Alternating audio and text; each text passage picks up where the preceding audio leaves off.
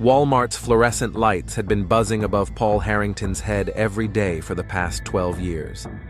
Over the years, he had risen from a regular employee to a middle manager, but with each promotion, his smile became more forced and the wrinkles on his forehead deeper. "Harrington, these numbers are simply unacceptable," Director Frank Davis's voice echoed through the cramped office. "This is the third month in a row that the Home Appliances Department has failed to meet its targets. I expected more from someone with your experience." Paul clenched the folder of reports so tightly that his knuckles turned white. "Mr. Davis, we're operating with a skeleton crew after the layoffs. 3 employees instead of 7. "That's not an excuse, it's a cop-out," Frank interrupted, adjusting his immaculate tie. "Hamptons manages with even fewer staff. Maybe the problem isn't the staff, but the department's management." Paul knew it was useless to argue. Frank Davis had been running their Walmart branch for the past 5 years, during which time staff turnover had tripled. Frank himself called it natural selection and prided himself on squeezing maximum profit out of minimum costs. "I understand, sir. We'll fix the situation by next quarter. You have a month, Harrington. Otherwise, we'll have to reconsider your position in the company." Driving home that evening, Paul felt fatigue weighing heavily on his shoulders. The neighborhood where he and Kate had bought a small house 5 years ago had once seemed like the perfect place for their future family. Now, the modest houses with their neat lawns only evoked a feeling of stagnation. The light in the living room was on. Kate was home. Once, that thought would have filled him with joyful anticipation. Now he just sighed deeply, preparing for another evening of silent dinners and polite questions without any genuine interest in the answers. "I'm home," Paul said, closing the front door behind him. Kate was sitting at the table with her laptop, checking her students' work. Or rather, her former students' work. The school where she taught history had been closed a year ago as part of an educational system optimization program. Now she was working as a tutor, but the number of orders was dwindling. "Hi." She looked up and smiled slightly. "How was your day?" "Same as usual," Paul lied. Why burden her with his problems? "How about you?" "2 students canceled their lessons. I guess it's the end of the school year." The conversation dried up before it even began. Once upon a time, they could talk for hours about books, movies, dreams, about the children they planned to have. But years of waiting and disappointment had gradually eroded that ability.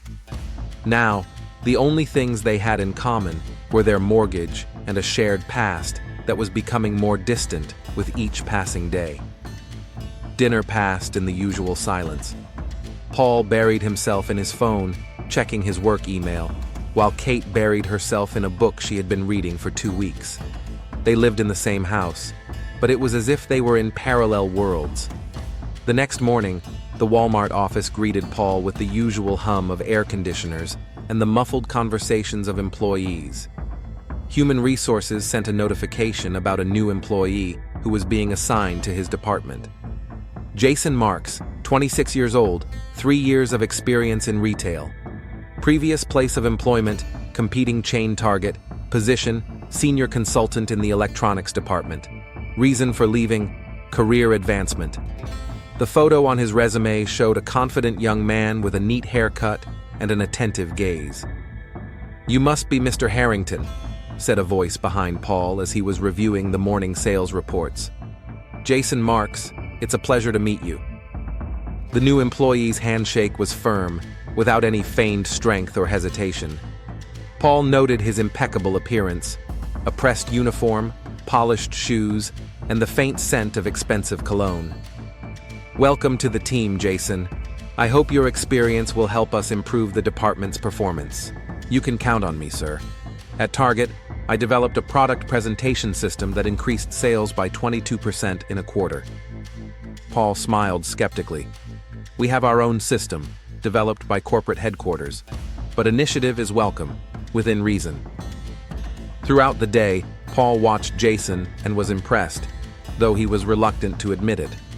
The newcomer quickly absorbed information, found common ground with customers, and by lunchtime had already closed 2 extended warranty sales, a figure that many employees couldn't manage in a week. "Not a bad acquisition," commented Frank Davis, appearing unexpectedly next to Paul as he watched Jason work. "Maybe this is exactly the kind of fresh blood we need to shake up the department." Paul caught the unspoken "unlike some" and felt irritation rising inside him, but he kept a neutral expression on his face. Time will tell. The first day is not indicative. Paul had to stay late that evening to deal with the monthly inventory. By the time he finally got home, it was past midnight. The house was quiet and dark. Kate was obviously already asleep. Paul quietly opened the bedroom door. The nightlight on Kate's nightstand cast a soft glow on her face. She looked peaceful in her sleep, almost serene, just as she had been in the early years of their marriage. He carefully lay down next to her, trying not to wake her. Sleep did not come. Paul stared at the ceiling and thought about how he and Kate had ended up at this point, living together and yet apart, bound by obligations, but separated by an invisible wall of silence. He had once dreamed of advancement and stability for the sake of their future together. Now, every workday sucked the life out of him, leaving him with no energy to be a good husband. And now, there was this new employee, Jason, with his enthusiasm and ambition, so reminiscent of Paul himself a decade ago. How quickly would the Walmart corporate machine grind him down too? Or maybe he was one of those who became part of the machine and succeeded at the expense of others. Paul woke up to the sound of running water in the bathroom. The clock read 5:30 a.m., but Kate was already awake. In recent weeks, she had started getting up earlier so she could, as she explained, get more done in a day. But he suspected that the real reason was different. She was simply trying to minimize the time they spent together. When Paul went down to the kitchen, breakfast was already ready. A plate of scrambled eggs, toast, and a cup of coffee were on the table, but Kate was sitting in the living room with her laptop. "Thanks for breakfast," Paul said, sitting down at the table. Kate nodded without looking up from the screen. "You're welcome. You have that corporate event today, right?" "Yes, the annual celebration of achievements," he said, making quotation marks with his fingers. "The usual waste of time." Kate finally looked at him. "Should I go with you?" The question sounded as if she was hoping for a negative answer. Frank emphasized the importance of employees' families being present. He says it demonstrates a healthy corporate spirit. Kate sighed. "Okay, I'll go. What time do I need to be ready?" 7 o'clock. The event is in the conference room at the River Plaza Hotel. "Then I'll have time to finish my job applications," she said, returning to her laptop. Paul wanted to ask what jobs she was considering, but the moment had passed. He finished his breakfast in silence, feeling the invisible wall between them grow taller. The day at work dragged on painfully slowly. Paul was reviewing quarterly reports, trying to find ways to improve performance, when Jason knocked on his office door. "Mr. Harrington, I've prepared the proposals for reorganizing the electronics department that we discussed." Jason placed a neat folder with the presentation on the table. Paul was impressed. Only a week into the company, and the newcomer was already showing initiative that many of the old-timers lacked. "Looks interesting, Jason, but any changes have to be approved by Mr. Davis." "I understand, sir. I just wanted to show that I'm serious about my work." The young man's eyes revealed his undisguised career hunger.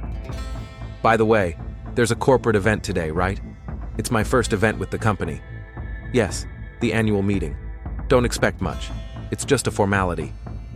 "Mr. Davis mentioned that representatives from the regional office will be there. It's a good opportunity to make an impression."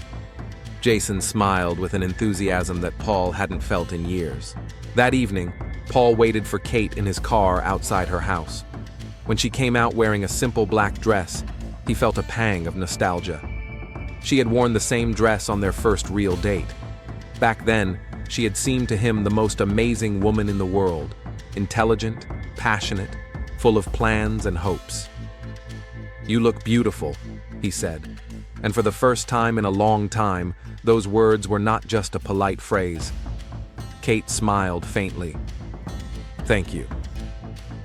The conference room at the River Plaza Hotel was decorated in Walmart's corporate colors. Frank Davis, in an impeccable suit and with his usual smile, greeted guests at the entrance. Standing next to him was his wife, a slender blonde in her 30s who was at least 15 years younger than her husband. "Paul, Kate, I'm glad you could make it." Frank shook Paul's hand more firmly than necessary.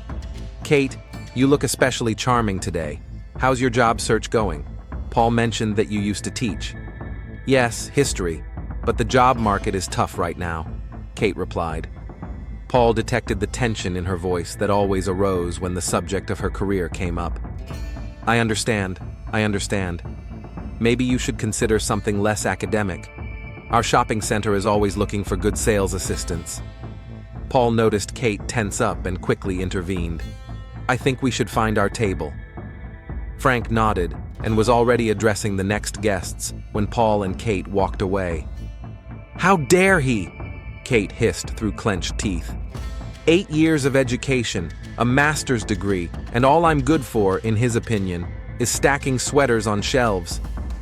Paul sighed heavily. "He didn't mean to offend you." "Of course he did. He knows my situation perfectly well." Kate took a glass of champagne from a passing waiter's tray. "I'm going to look for the ladies' room."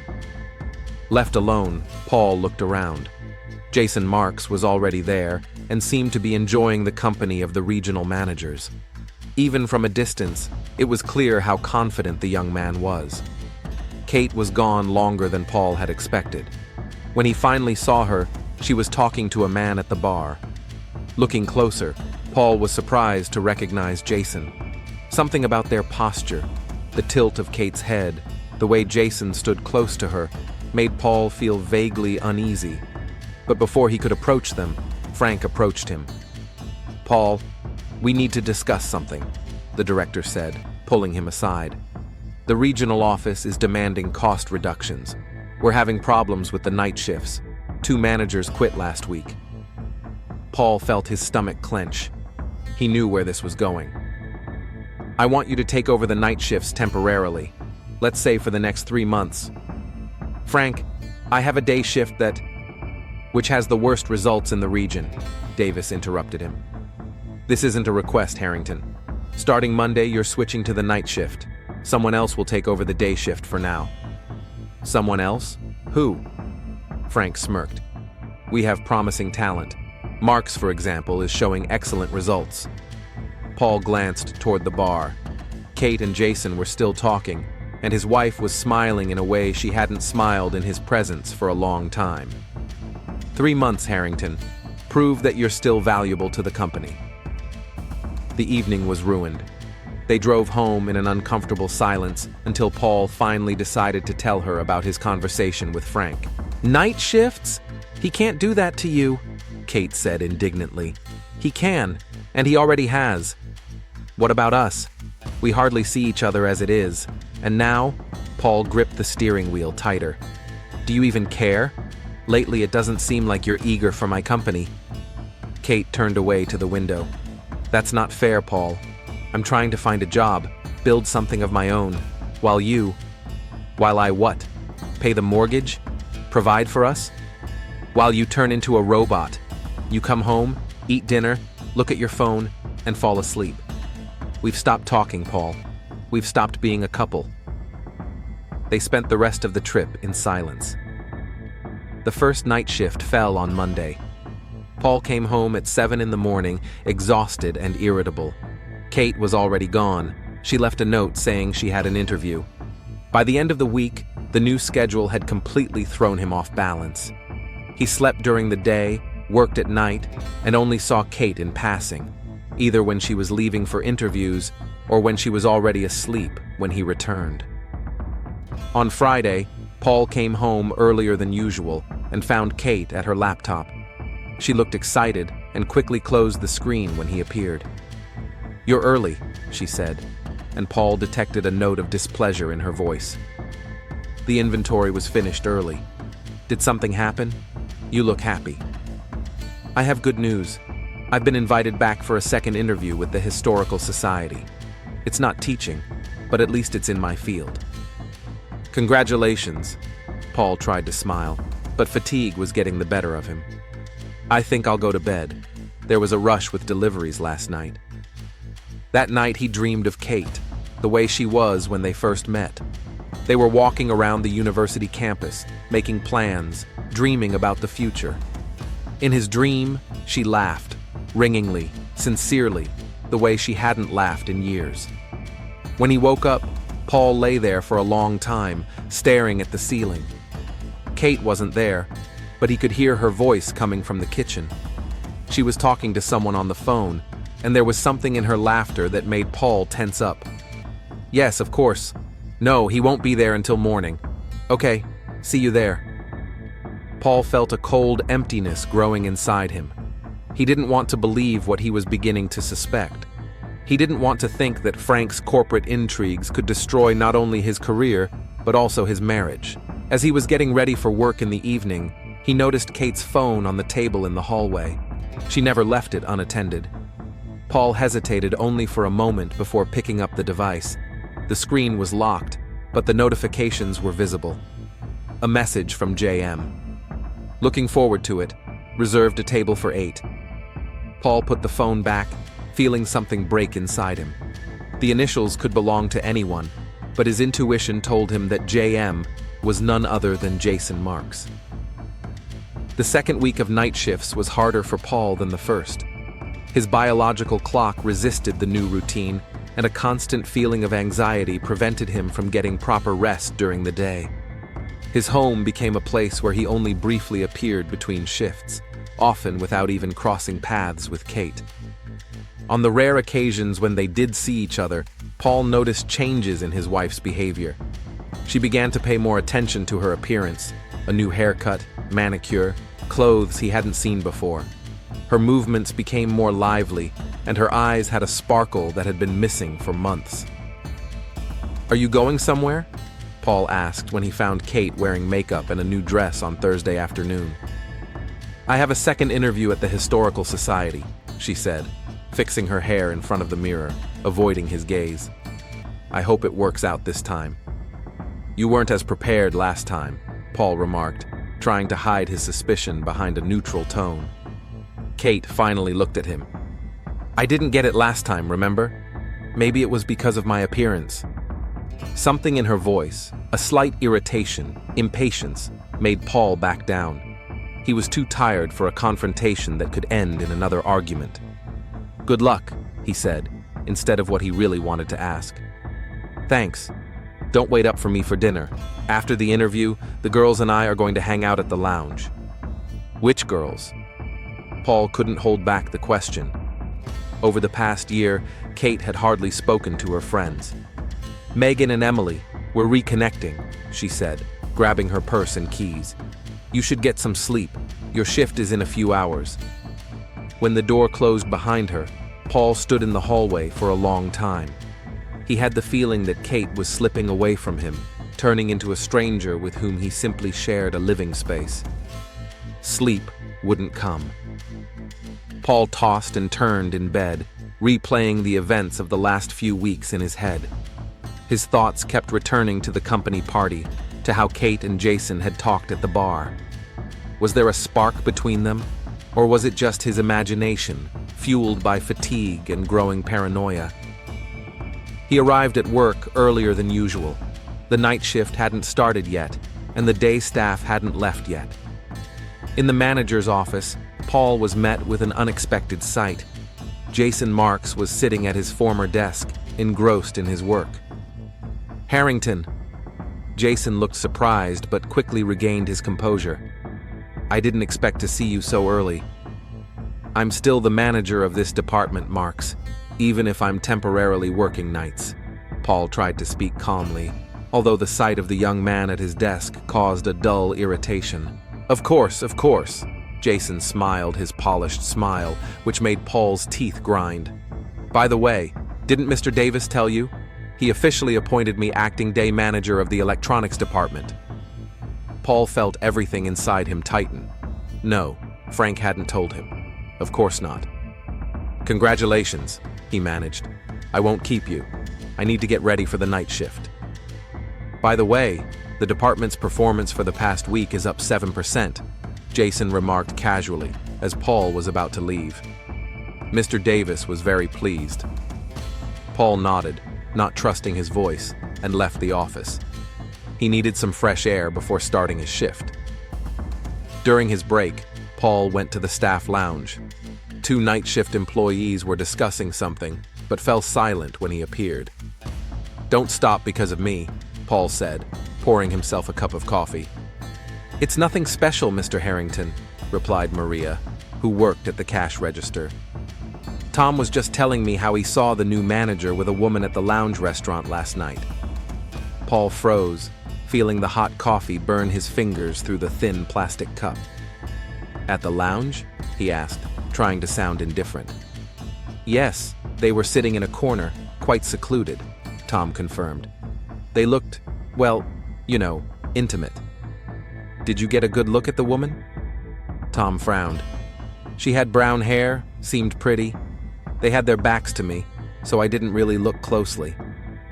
Paul took a sip of coffee, which tasted bland to him. Brown-haired. Kate was brown-haired, and she said she was going to the lounge with her friends. Coincidence? Or another lie to add to the growing list of suspicions? The rest of the shift passed in a blur. Paul mechanically performed his routine tasks, his thoughts wandering far away. He remembered how he and Kate had met at a university party, how he had been struck by her intelligence and enthusiasm, how they had dreamed of a future together. She would become a history professor. He would start his own business. The reality turned out to be quite different. She was unemployed and possibly unfaithful. He was an exhausted Walmart manager caught up in the corporate rat race, whose position was already being filled by someone younger and more energetic. When Paul returned home in the morning, he found an empty bed. There was a note on the kitchen table. "Went to an interview in Masonville. Will be back late tonight. K." Masonville was an hour's drive away. Paul checked the calendar on the refrigerator. There was no mention of an interview there. Kate usually marked such important events. He went into the bathroom, intending to take a shower and go to bed, when he noticed Kate's phone on the shelf near the sink. She never left without her phone, especially for a job interview. Paul picked up the device, feeling like a thief in his own home. The screen was locked, but notifications were displayed on the locked screen. Several missed calls and a message from JM. "Have you left yet? Waiting at our place." Paul's heart ached. The initials left no doubt. Jason Marks. And apparently, he and Kate had their place, something only the two of them knew about. He put the phone back and slowly sank to the edge of the bathtub, feeling a heavy, oppressive feeling growing inside him. Everything pointed to his wife and his subordinate playing a double game behind his back. Sleep would not come. Paul turned on his computer and opened his corporate email. Among the new messages was one from Frank, sent to all managers. "Congratulations to Jason Marks on his appointment as interim manager of the electronics department. In a short period of time, Jason has demonstrated exceptional leadership skills and improved the department's performance, which has not gone unnoticed by regional management." The letter was dated 2 weeks ago, before Paul was transferred to the night shift. It was not a spontaneous decision. Frank had planned to replace him with Jason from the very beginning. Paul closed his computer and walked over to the window. It was starting to rain outside, and gray clouds completely covered the sky. The image of the perfect life he had worked so hard to build over the years was crumbling before his eyes, and he felt powerless to stop it. In the evening, as Paul was getting ready for work, he heard Kate's car pull up. She entered the house looking tired but strangely excited. "How did the interview go?" Paul asked, watching her reaction. Kate paused for a moment, then smiled. "Good, I think. They promised to call back next week." "Did you leave your phone at home on purpose?" Paul pointed to the device lying on the shelf in the bathroom. Kate frowned.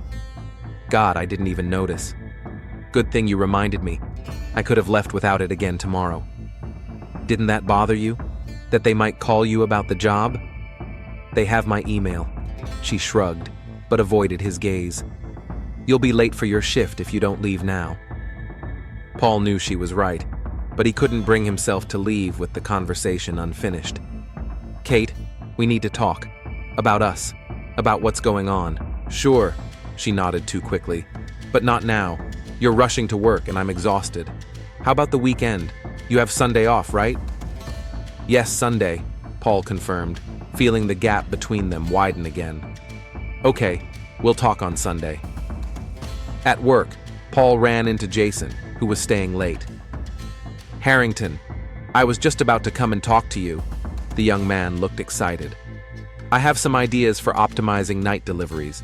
Maybe we can discuss them after your shift?" Paul looked at Jason with new eyes. This man was possibly destroying his family and definitely undermining him at work. And yet he had the audacity to pretend that they were colleagues and kindred spirits. "I don't think that's a good idea, Marks. I have my own way of doing things." Of course. Jason raised his hands in a conciliatory gesture. "I just thought collaboration might be useful, especially since regional management has asked for a unified optimization plan.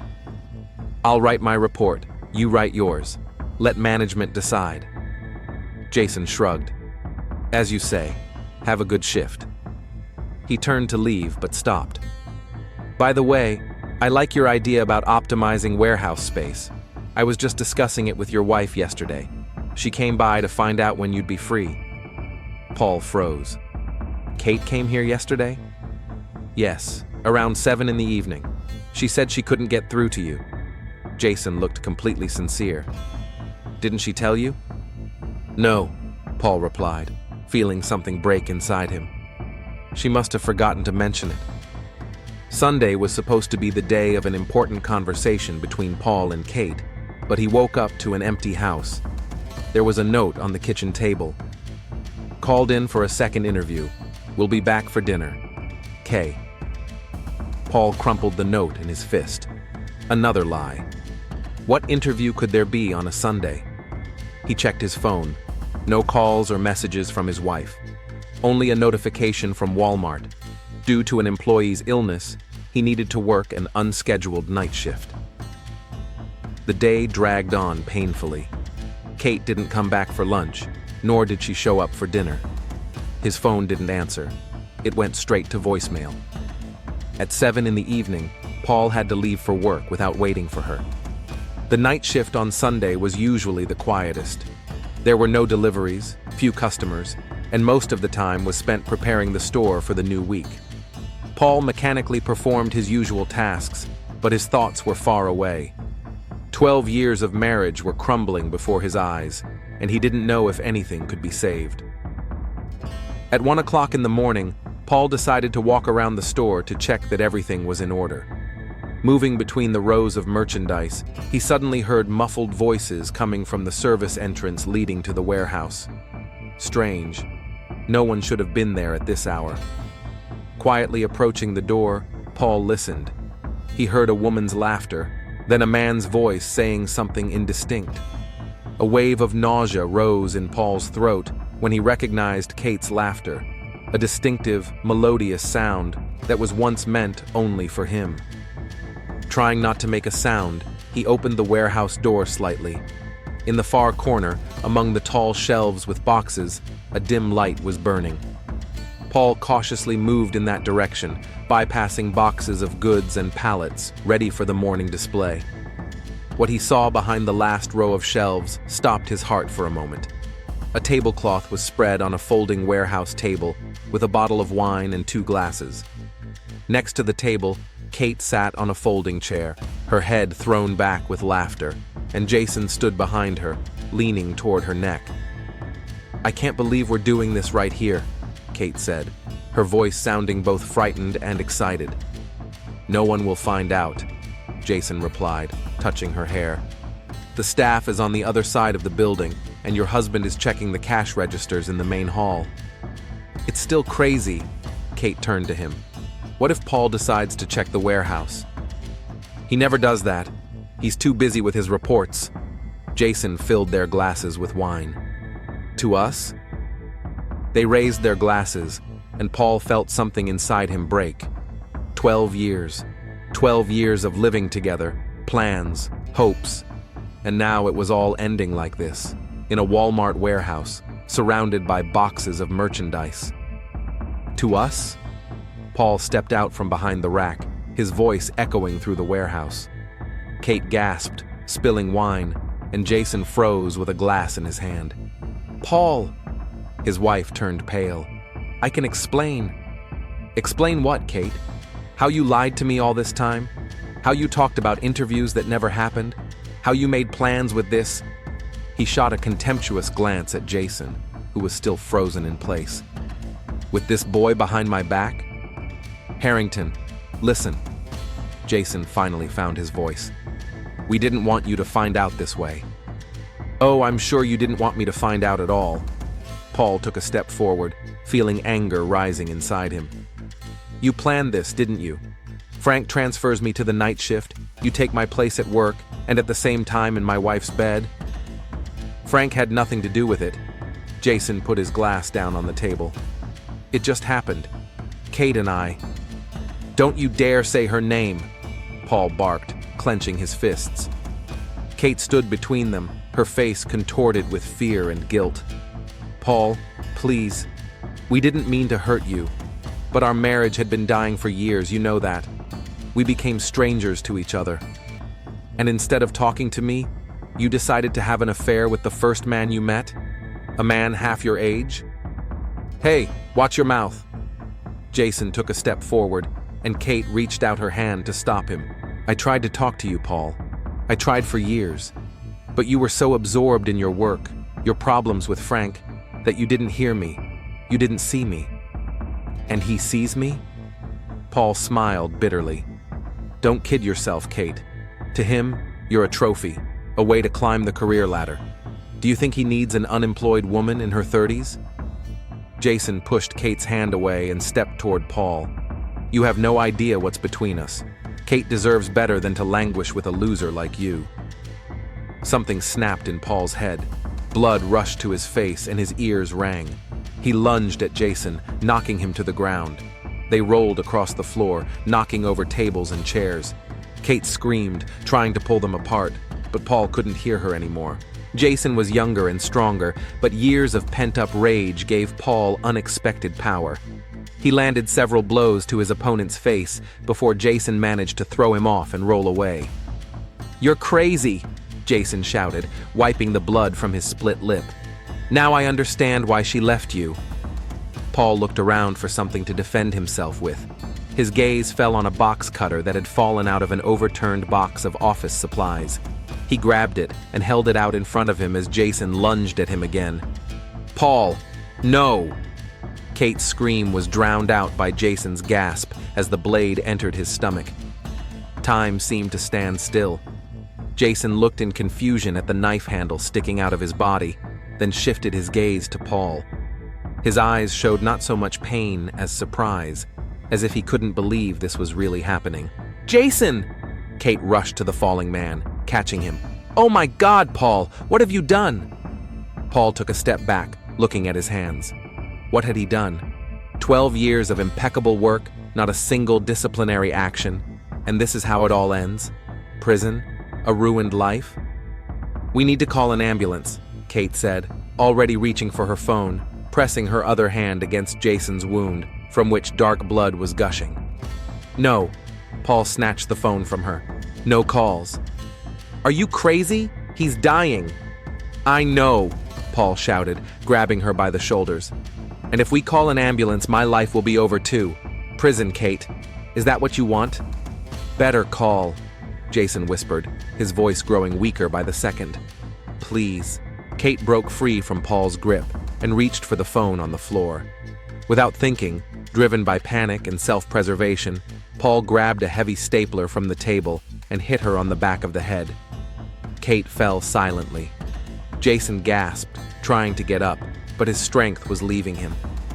Kate, he breathed, reaching out to the motionless woman.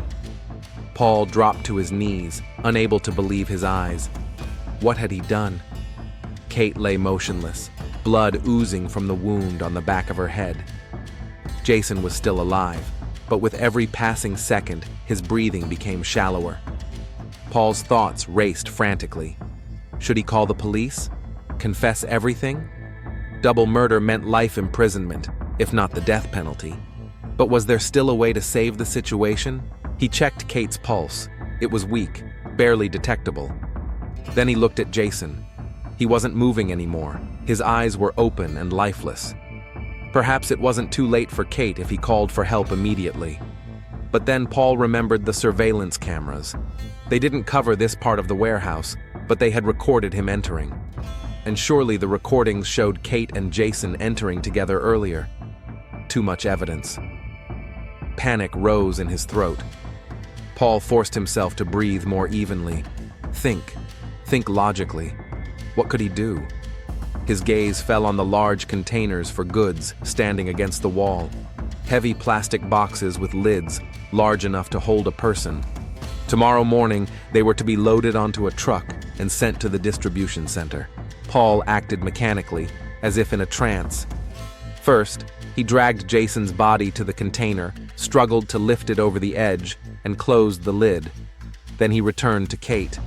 He bent down to check her pulse again, but couldn't bring himself to do it. What if she was still alive? Could he put a living person, his wife, in a container and condemn her to a slow death? Without allowing himself to think, Paul lifted Kate's lifeless body and carried it to the second container. Closing the lid, he leaned against the wall and slid to the floor, feeling nausea rising in his throat. What next? Dispose of the evidence. Paul gathered up the overturned table and chairs, broken glasses and wine bottle, packed them into trash bags, and carried them to the industrial dumpster behind the building, where their contents were mixed with tons of other garbage. Returning to the warehouse, he thoroughly washed the floor, scrubbing away all traces of blood. The job took almost an hour, but when he was done, there was no visible evidence of what had happened.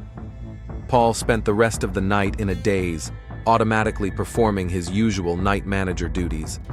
In the morning, when he handed over his shift, he informed the manager on duty that the containers by the wall were ready for shipment as planned. No one asked a single question. Paul returned home at 8 a.m. The empty house greeted him with an oppressive silence. He took a shower, standing under the hot water for almost an hour, but the feeling of blood on his hands did not go away. In the evening, he returned to work as if nothing had happened. The night shift proceeded as usual. No one noticed Jason's absence. A day off, everyone decided. No one asked about Kate at all. Few of Paul's colleagues even knew his wife. The next day, Paul submitted a leave request to Frank Davis, citing family circumstances. The request was accepted without question. Everything was going according to plan until the phone call came on the third day after the incident. Paul was at home, trying to decide what to do with Kate's things, when the Walmart number appeared on the screen. "Harrington," he answered, trying to keep his voice normal. "Mr. Harrington, this is Frank Davis. We have a situation at the store. You need to come in immediately." "What happened?" "I'd rather discuss it in person, and the police are here." Paul felt his heart sink. "The police? Why?" "Just come in, Harrington, immediately." When Paul arrived at Walmart, there were 2 police cars at the service entrance.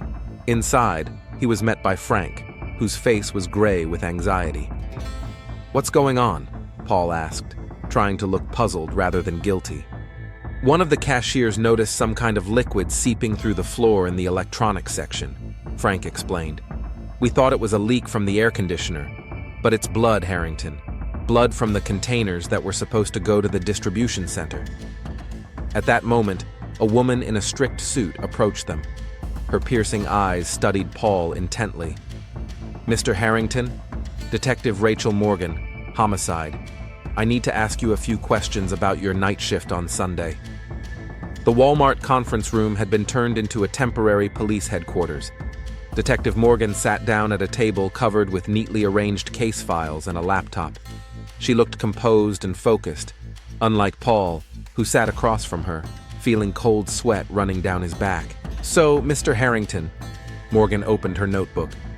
Tell me about your night shift on Sunday. Did you notice anything unusual? Paul tried to breathe evenly. Nothing special. Standard night shift.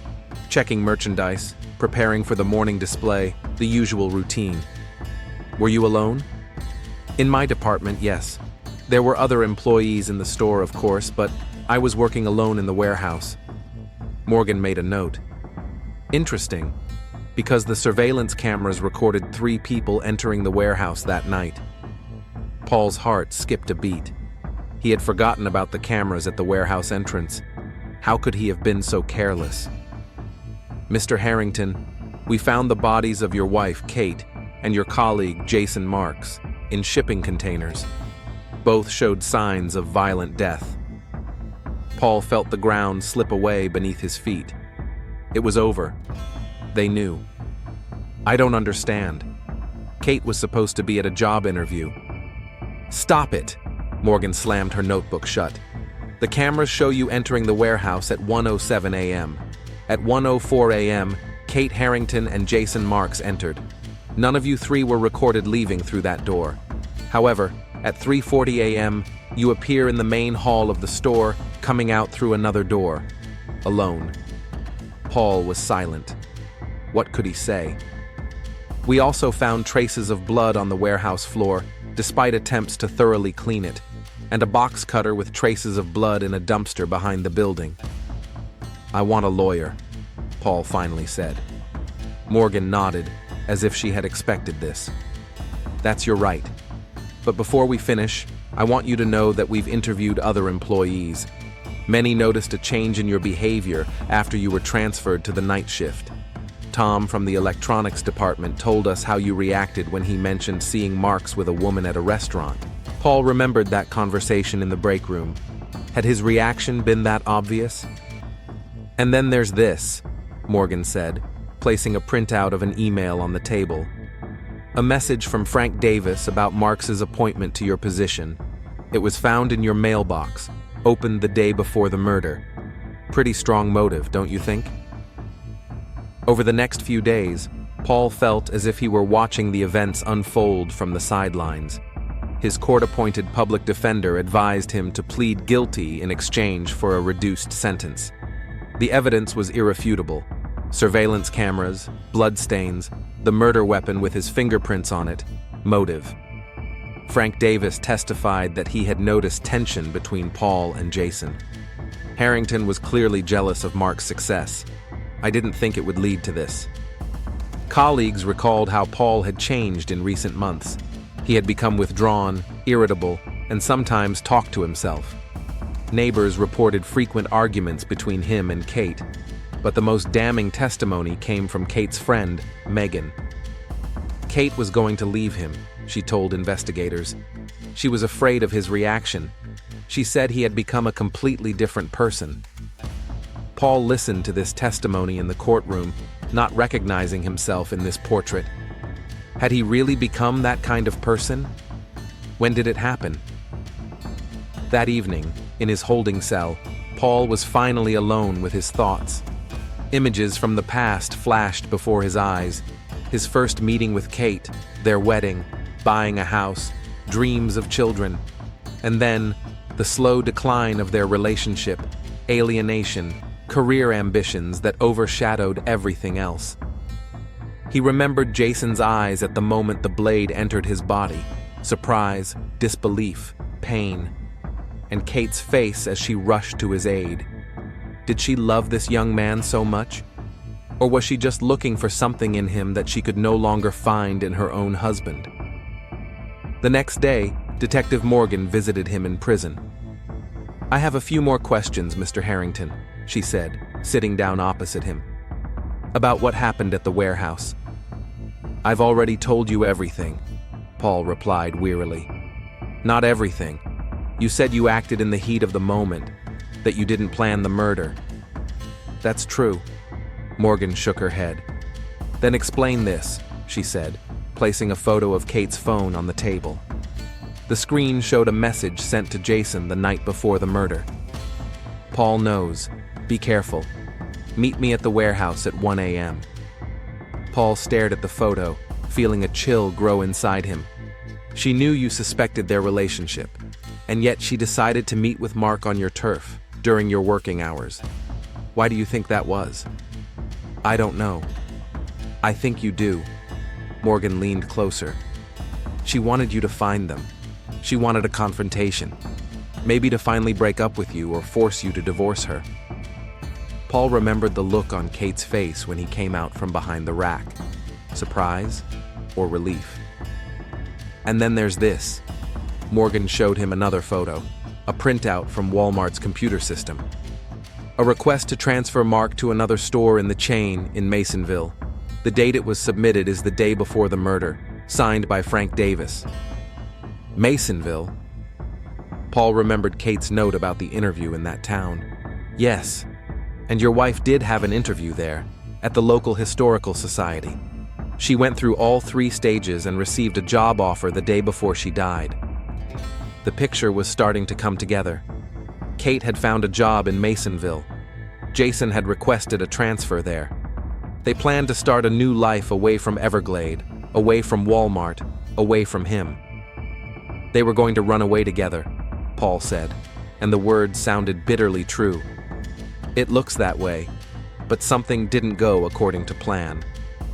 Paul closed his eyes. Yes, something had gone wrong. He remembered the conversation in the warehouse, Jason's careless words about him being a loser. Words that turned years of pent-up frustration into blind rage. I didn't want to kill them, Paul said quietly.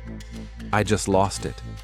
When I saw them together, when I realized what they were planning behind my back, something inside me broke. Morgan listened silently, without interrupting.